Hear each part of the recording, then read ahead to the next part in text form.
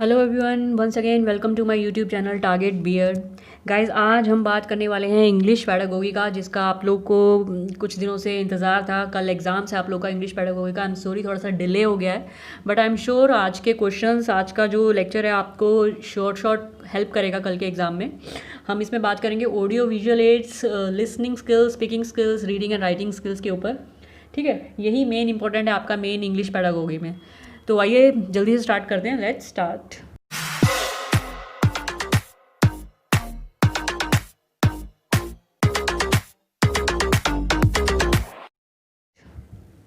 First of all देख लेते हैं इंस्ट्रक्शनल और ऑडियो विजुअल एड्स। देखिए, मैंने एक अलग से वीडियो भी बनाया हुआ है ऑडियो विजुअल एड्स के ऊपर। आप चाहें तो मेरे चैनल में जाके देख सकते हैं। ठीक है, उसके अंदर ऑडियो विजुअल एड्स होते क्या हैं आपको नाम से ही पता लग जाएगा। ऑडियो मतलब जिसको सुन के हमें समझ में आती हैं चीज़ें। ठीक है, जो सिर्फ आपको दिखाई नहीं देंगी, आपको सिर्फ सुनाई देंगी, जैसे कि आपका रेडियो है ना। विजुअल एड्स में आ जाएंगी जो चीज़ आपको सिर्फ चित्र आपके सामने होगा, कोई आवाज़ नहीं होगी। ऑडियो विजुअल एड्स ऐसी चीज़ें भी हैं जिसमें आपको आवाज़ भी सुनाई देगी और आपको चित्र भी दिखाई देगा, जिसमें दोनों होंगे।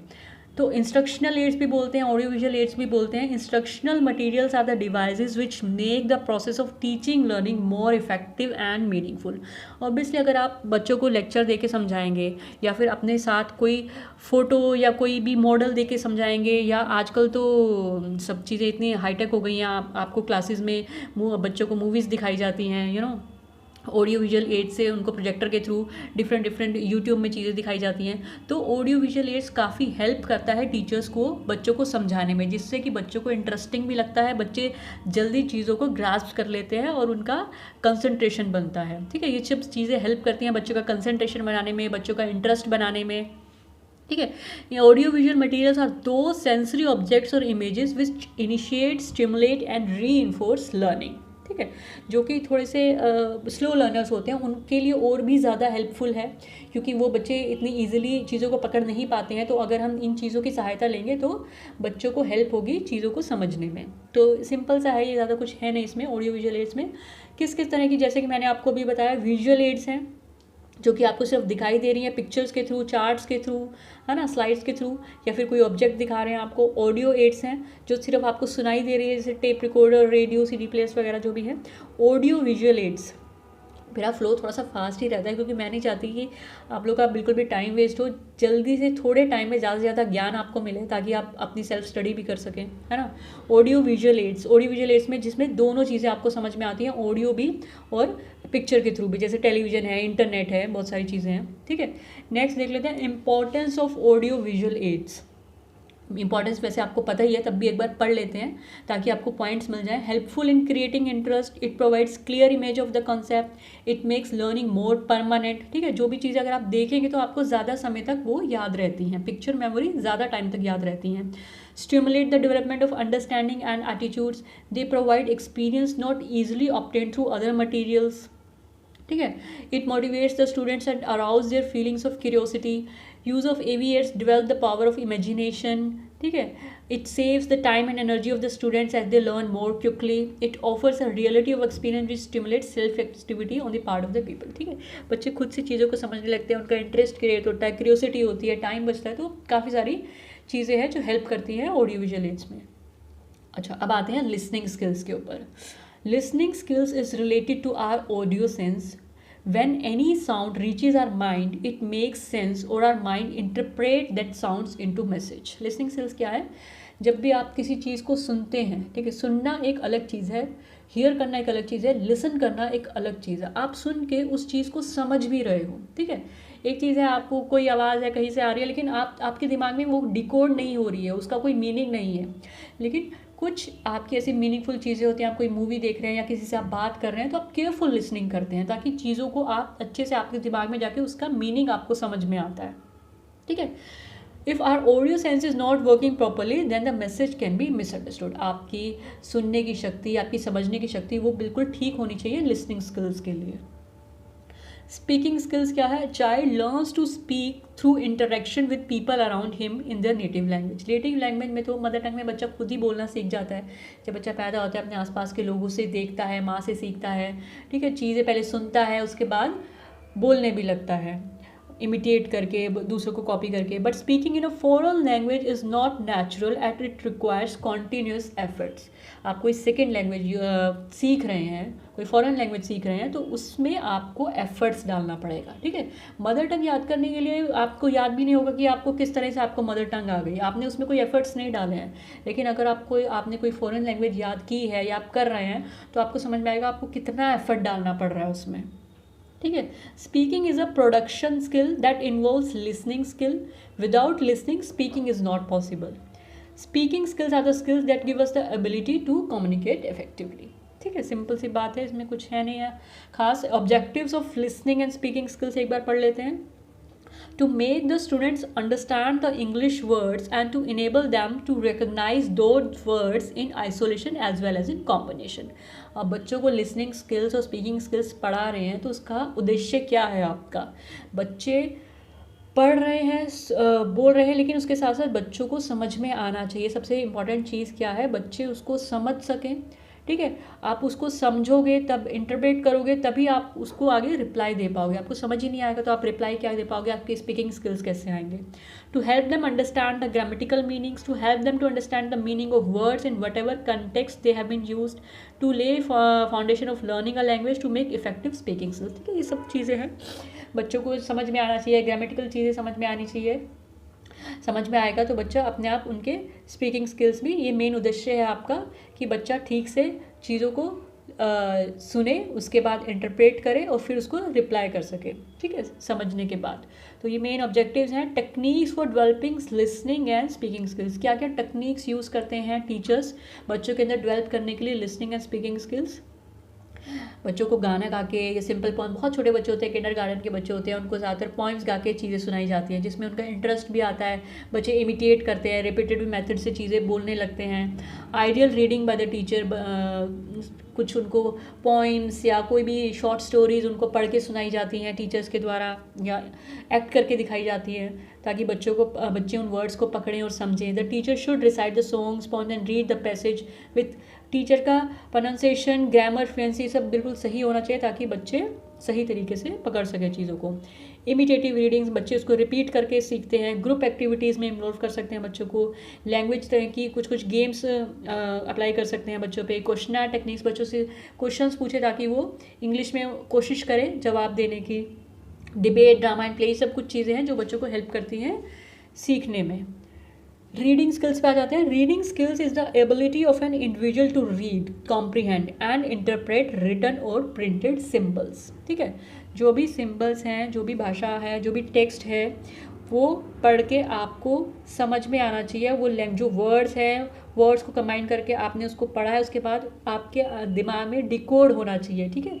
जैसे एल किस शेप में है, फिर एल के आगे क्या वर्ड है, उसका क्या साउंड है, वो सब चीज़ें आपके दिमाग में डिकोड होती हैं। Reading consist of 3 elements, symbol, sound and sense.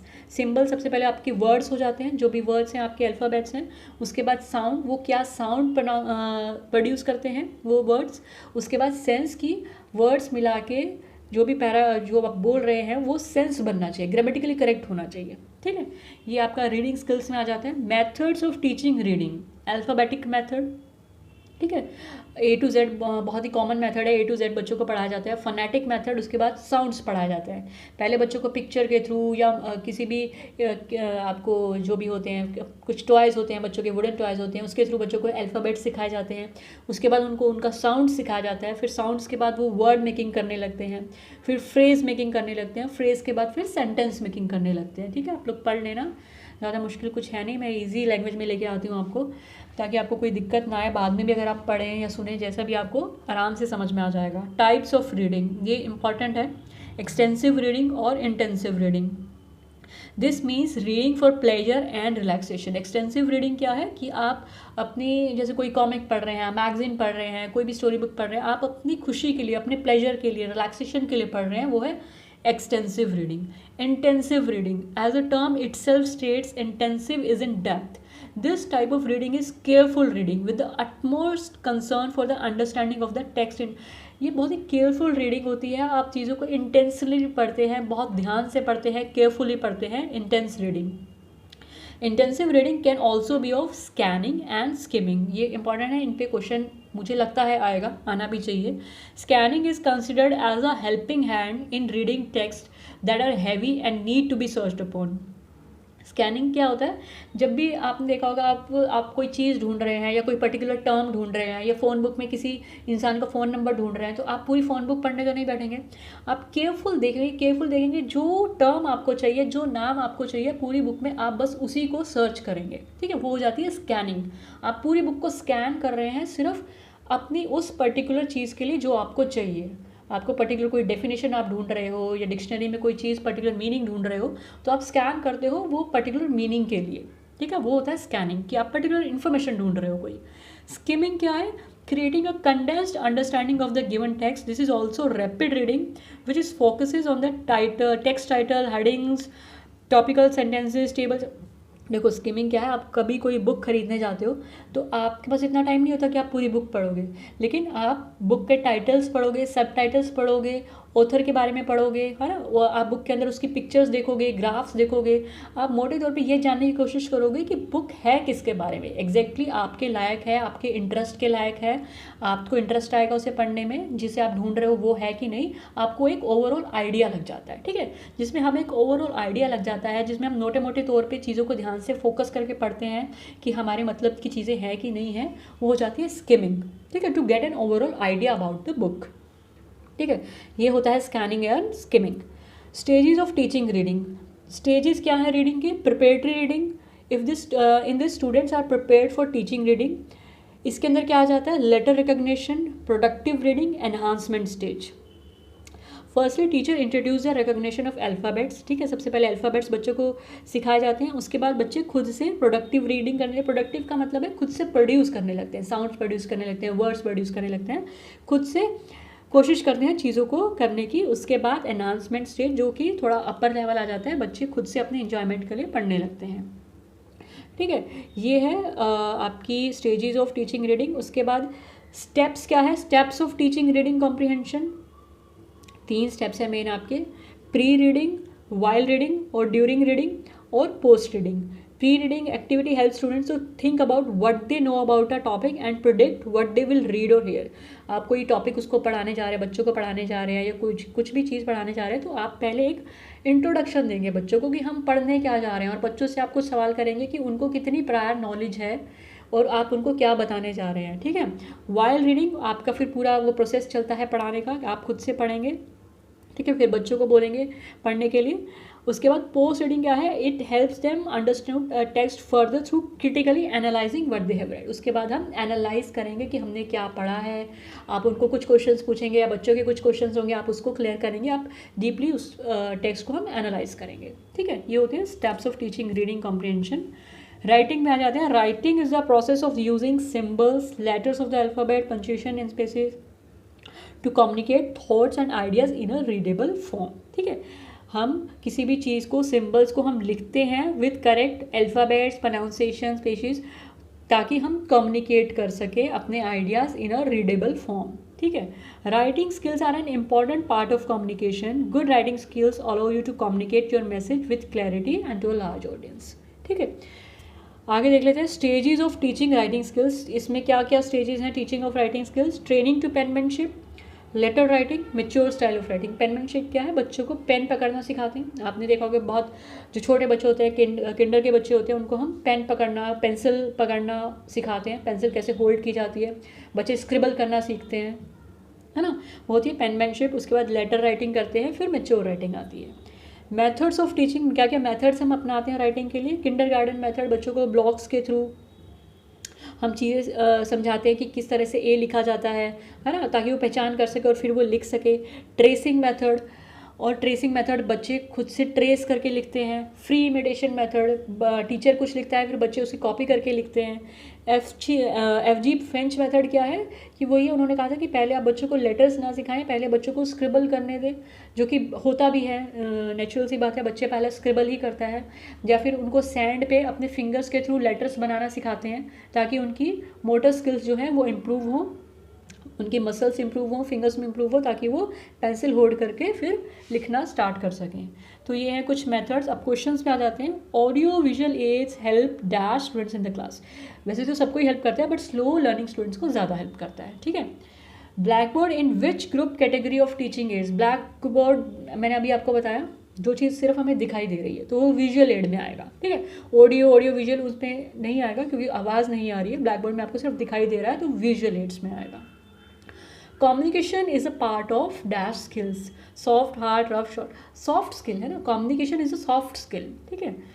English language communication skills are, 4 आपके मेन स्किल्स हैं, लिसनिंग, स्पीकिंग, रीडिंग, राइटिंग। और ये इसी ऑर्डर में चलते हैं। पहले बच्चा सुनना सीखता है। सुनना सीखता क्या है, मतलब अपने आप आ ही जाता है उसको, जैसे जैसे आसपास के लोगों से वो चीज़ें सुनता है, ग्रैप्स करने लगता है। उसके बाद स्पीकिंग, मदर टंग भी अपने आप आ ही जाती है बच्चों को। तो बच्चा पहले लिसन करता है, फिर स्पीक करता है, फिर रीड करता है, फिर राइट करता है। इसी ऑर्डर में चलता है। ये क्वेश्चन भी आपको आ सकता है कि किस ऑर्डर में रहता है आपका listening, speaking, reading and writing. ठीक है। कोई भी लैंग्वेज है वो इसी ऑर्डर में रहेगी। The first objective of teaching English is to develop. सबसे पहला ऑब्जेक्टिव है लिसनिंग स्किल्स। बच्चों की लिसनिंग स्किल्स अगर अच्छे होंगे उसके बाद ही बाकी स्किल्स आएंगे। विच of these is not a step in the listening process. Listening process के क्या स्टेप होते हैं? पहले आप बोलना बंद करोगे तभी आप सामने वाले की बात सुनोगे, है ना। To stop talking. उसके बाद रिसीव करेंगे आप, जो सामने वाला बोल रहा है उसको आप रिसीव करेंगे, उसको आप समझेंगे और फिर आप उसको रिस्पोंड करेंगे। ठीक है। मिस इंटरप्रेटिंग नहीं होना चाहिए था, इंटरप्रेटिंग होना चाहिए था। Miss interpreting is the correct answer. Next लिखते हैं, विच of these is the first step in the listening process. पहला प्रोसेस क्या है? Stop talking. Dash is the last step of the listening process. Last step क्या है? Respond. सुनने के बाद, अब कई लोग होते हैं ना कि बीच में ही बोलना शुरू कर दिया। पहले सामने वाले की बात सुनो, उसके बाद जब उसकी आप बात को सुन लो, समझ लो, उसके बाद रिस्पॉन्ड करो। ठीक है। C is the right answer. Which of the following behaviours are part of the active listening? Maintain eye contact, nodding and making eye contact, asking for clarification, सभी कुछ आ जाता है एक्टिव लिसनिंग में। Which of these is the study and classification of speech sound? Study of speech sound कौन सा है? Phonetics. आपने सुना भी होगा, फोनेटिक्स बच्चों को सिखाते हैं साउंड किस तरह से, कौन सा लेटर किसके साथ मिलके क्या साउंड प्रोड्यूस करता है। टी एच मिलके द प्रोड्यूस करेगा, एस एच मिलके श प्रोड्यूस करेगा, तो वो फोनेटिक्स के अंडर आ जाता है। Which of these factors is not involve in the determination of correct tone? आपका पिच सही होना चाहिए, क्वालिटी सही होना चाहिए, स्ट्रेंथ सही होना चाहिए, ड्रेसिंग स्टाइल कुछ मायने नहीं रखता है इसमें। Hearing is only an important component of listening. Hearing सिर्फ आपका एक इम्पॉर्टेंट कंपोनेंट है लिसनिंग का। ठीक है। Reading is a dash process, encoding, listening, decoding, decoding. ठीक है। आपके दिमाग में जाके वो जो भी आप सुन रहे हैं वो चीज़ें डिकोड हो रही है, मतलब उसको आप इंटरप्रेट कर रहे हो, उसको आप समझ रहे हो। ठीक है। अगर आपके सामने कोई चाइनीज़ बोलने लगेगा तो आप डिकोड नहीं कर पाओगे, क्योंकि आपको पता ही नहीं है वो क्या बोल रहा है, आपने पढ़ी ही नहीं है वो लैंग्वेज, ना कभी सुनी है। हिंदी, इंग्लिश, जो भी लैंग्वेज आपको आती है वो लैंग्वेज आप सुनोगे तो वो आपके दिमाग में जाके अपने आप डिकोड होने लग जाती है। तो ये डिकोडिंग प्रोसेस है। ठीक है। When we read shorter texts like research papers for specific detailed information, we read slowly and with a lot of concentration. This is called intensive reading. जो अभी आपको पढ़ा है मैंने, intensive reading होता है जिसको हम concentration के साथ पढ़ते हैं। Why should teachers focus on speaking skills with students? क्यों focus करना चाहिए speaking skills के ऊपर? There is no point in focusing on speaking skills. Teachers who focus on speaking skills with students are better liked by families. ऐसा तो कुछ नहीं है. Teachers who focus on speaking skills with students often have higher rate of job satisfaction. Teachers who focus on the speaking skills with students are helping their students express themselves. Main चीज़ क्या है? आपके बच्चे, आपके students खुद को express करना सीखें, जो भी लैंग्वेज आप पढ़ा रहे हैं। ठीक है। कम्युनिकेट करना सीखें। Scanning and skimming are strategies for reading. Reading की स्ट्रेटजीज हैं। ठीक है। Phoneme is the dash unit of sound. Minimum unit of sound है phoneme.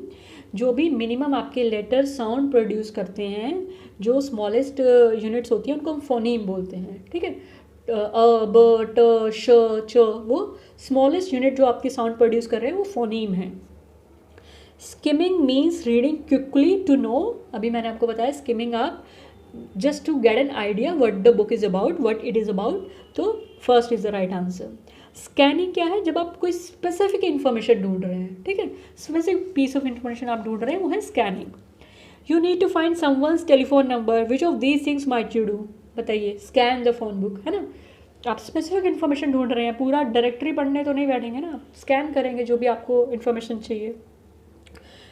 When you teach students how to look for specific details in a text, you are showing them how to scan। ठीक है, आपके दिमाग में मैंने 2-3 question इसलिए डाले ताकि अच्छे से ये कंसेप्ट आपके दिमाग में बैठ जाए, आप कंफ्यूज ना हो।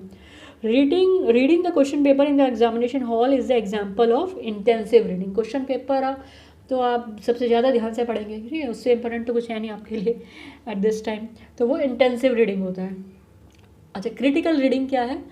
रीडर अप्लाई सर्टन प्रोसेसेस जिसको आप अच्छे से एनालाइज कर रहे हैं, ठीक है, आप ध्यान से तो पढ़ ही रहे हैं, उसके ऊपर आप कोई फार्मूले अप्लाई के या कोई मॉडल्स अप्लाई के, कोई थ्योरी अप्लाई करके आप उसको चीज़ को डीपली एनालाइज कर रहे हैं, वो हो जाती है क्रिटिकल रीडिंग। ठीक है, तो बी इसका सही आंसर है। राइटिंग इज अ क्या है बताइए? सब skill, receptive skill, productive skill. Productive मतलब आप प्रोड्यूस कर रहे हैं, राइटिंग आप खुद से लिख रहे हैं, आप खुद से प्रोड्यूस कर रहे हैं, तो प्रोडक्टिव स्किल है। एक्सप्रेसिव स्किल्स भी बोल सकते हैं, आप राइटिंग के थ्रू अपने आप को एक्सप्रेस कर रहे हो तो एक्सप्रेसिव स्किल भी है। स्पीकिंग भी एक्सप्रेसिव स्किल है। ठीक है, नेक्स्ट देख लेते हैं। Which area involves processing and gathering meaning from text. Text जो भी टेक्स्ट आपके सामने है उसको पढ़ के या प्रोसेस करके उसमें से मीनिंग निकाल रहे हो तो वो क्या है? रीडिंग है ना, रीडिंग के अंडर आ जाता है वो। Which activity would assess your students ability to use simple and complex sentences in written pieces. आपको जांचना है कि आपके बच्चों की सिंपल और कॉम्प्लेक्स सेंटेंसेस वो खुद से बना सकते हैं, नहीं बना सकते, तो कौन सा बेस्ट तरीका है? ठीक है, class debate, text book scavenger hunt, asking students to respond. देखिए सबसे बेस्ट तरीका क्या है? Analysing a famous speech. बच्चे खुद से कोई स्पीच या कोई भी स्टोरी खुद से पढ़ें and then recreating a new speech in their own words. ठीक है, आप कोई ऐसी स्पीच जिसमें कॉम्प्लेक्स चीज़ें भी हो, सिंपल भी हो, बच्चे उसको एनालाइज करें और खुद से अपनी लैंग्वेज में उसको अगर पूरी तरह से इंटरप्रेट कर पाते हैं तो that means they are good in simple and complex sentence making. Which is true about the relationship between reading and writing. Reading and writing both are interrelated ना, tightly interwoven है। आप रीडिंग अच्छे से आपको आएगी तभी आपको राइटिंग भी अच्छे से आएगी। ठीक है, रीडिंग आपका एक ऑर्डर में चलती है ना सब चीज़ें। पहले बच्चों को हम लेटर्स पढ़ना सिखाते हैं, वो उनको पहचान करते हैं, उसको पढ़ना सीखते हैं। लेटर्स बच्चे पढ़ना सीखेंगे, पहचान करेंगे, तभी फिर वो राइटिंग सीखेंगे। ठीक है, एक ऑर्डर में चलता है, तो they are tightly interwoven. Reading comprehension should focus on 3 areas. ठीक है, रीडिंग कॉम्प्रीहेंशन मैंने आपको अभी बताया, before reading, during reading and after reading. 3 चीज़ें हम मेन आपके स्टेप्स रहते हैं, before reading, during reading and after reading. Background reading नहीं होता है इसमें। ठीक है, which of the following is known as the expressive skills in learning a language. Expressive मैंने आपको अभी बताया, प्रोडक्टिव भी बोल सकते हो, एक्सप्रेसिव भी बोल सकते हो। स्पीकिंग और राइटिंग आपके एक्सप्रेसिव स्किल्स हैं, जो आप खुद से एक्सप्रेस कर रहे हो, अपने इमोशंस बोल के या लिख के आप एक्सप्रेस कर रहे हो, तो वो एक्सप्रेसिव स्किल्स हैं आपके। An English teacher after completing a chapter from the text book ask questions based on the text to. Teacher ने कोई चैप्टर पढ़ा, उसके बाद बच्चों से क्वेश्चंस पूछ रही है, तो वो क्या, उससे हमें क्या पता लगता है कि बच्चों को टू नो देयर कॉम्प्रिहेंशन, बच्चों को कॉम्प्रिहेंशन की नॉलेज कैसी है, उन्होंने जो पढ़ा है उनको कितना समझ में आया है। ठीक है, टू नो देयर कॉम्प्रिहेंशन, उनको कितना समझ में आया। जब आप उनसे क्वेश्चंस पूछेंगे, अगर उनके सही जवाब दे रहे हैं that means they have understood, और नहीं आया है तो उनको दोबारा से करवाने की ज़रूरत है। Shreya, a teacher of class 4, asked the learners to complete the dialogue in the given boxes and then to role play the same using their dialogues.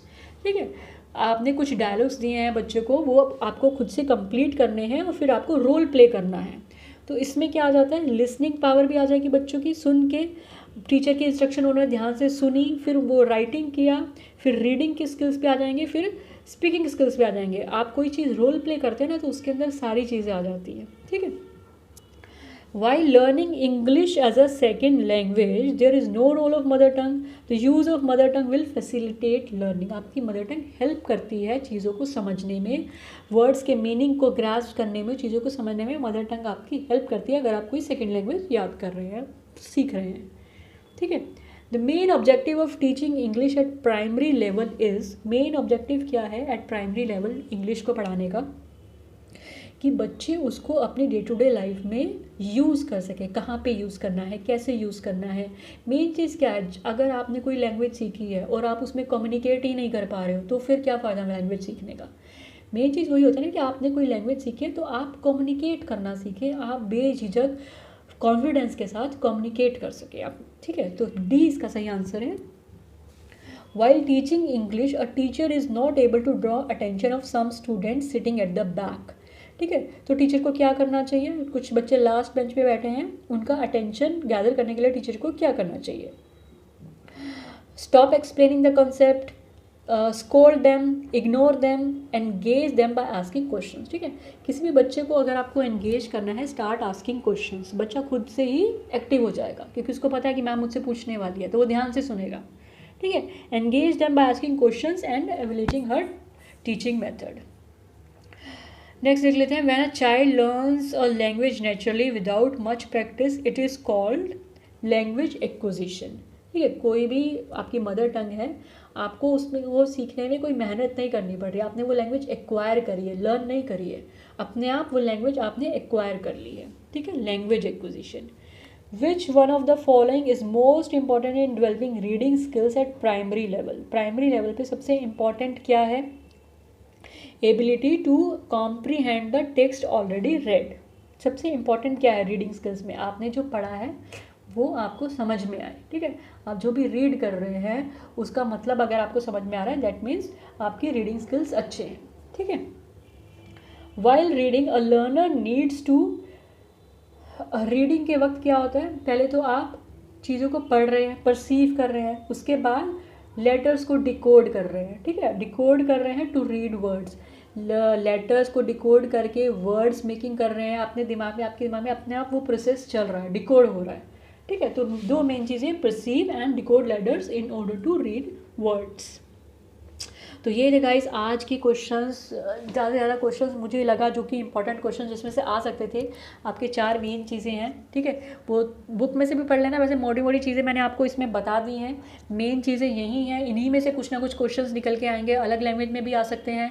आपकी main reading skills, speaking skills, ठीक है, writing skills, reading, आपके जितने भी ये चारों skills हैं वो अच्छे से एक बार थॉरली पढ़ लेना, या मैंने अलग से भी इनकी वीडियोस बनाई हुई हैं, ठीक है। इन चारों की मैंने अलग से भी वीडियोस बनाई हुई हैं, वो भी आप देख सकते हो।